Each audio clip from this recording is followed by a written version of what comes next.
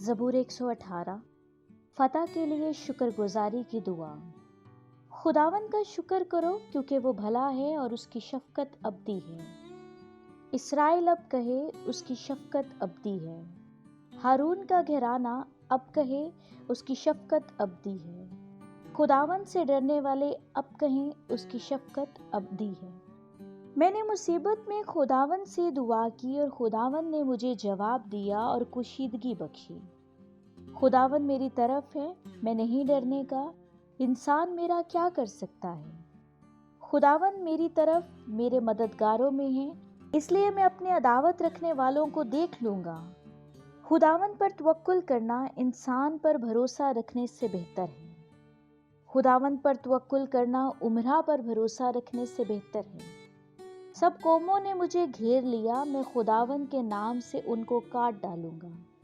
انہوں نے مجھے گھیر لیا، بے شک گھیر لیا، میں خداوند کے نام سے ان کو کاٹ ڈالوں گا۔ انہوں نے شہد کی مکھیوں کی طرح مجھے گھیر لیا، وہ کانٹوں کی آگ کی طرح بجھ گئے، میں خداوند کے نام سے ان کو کاٹ ڈالوں گا۔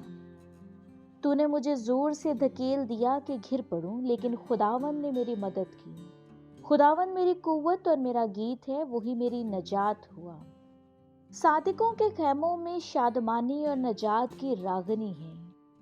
خداوند کا دہنا ہاتھ دلاوری کرتا ہے، میں مروں گا نہیں بلکہ جیتا رہوں گا اور خداوند کے کاموں کا بیان کروں گا۔ خداوند نے مجھے سخت تنبیہ تو کی، لیکن موت کے حوالے نہیں کیا۔ صداقت کے پھاٹکوں کو میرے لیے کھول دو، میں ان سے داخل ہو کر خداوند کا شکر کروں گا۔ خداوند کا پھاٹک یہی ہے، صادق اس سے داخل ہوں گے۔ میں تیرا شکر کروں گا کیونکہ تو نے مجھے جواب دیا اور خود میری نجات بنا۔ جس پتھر کو ماماروں نے رد کیا وہی کونے کے سرے کا پتھر ہو گیا۔ یہ خداوند کی طرف سے ہوا اور ہماری نظر میں عجیب ہے۔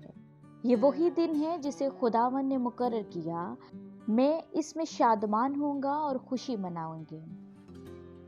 اے خداوند بچا لے، اے خداوند خوشحالی بخش۔ مبارک ہے وہ جو خداوند کے نام سے آتا ہے۔ ہم نے تم کو خداوند کے گھر سے دعا دی ہے۔ یہوہ یہی خدا ہے اور اسی نے ہم کو نور بخشا ہے۔ قربانی کو مذبح کے سینگوں سے رسیوں سے باندھو۔ تو میرا خدا ہے، میں تیرا شکر کروں گا، تو میرا خدا ہے، میں تیری تمجید کروں گا۔ خداوند کا شکر کرو کیونکہ وہ بھلا ہے اور اس کی شفقت ابدی ہے۔ آمین۔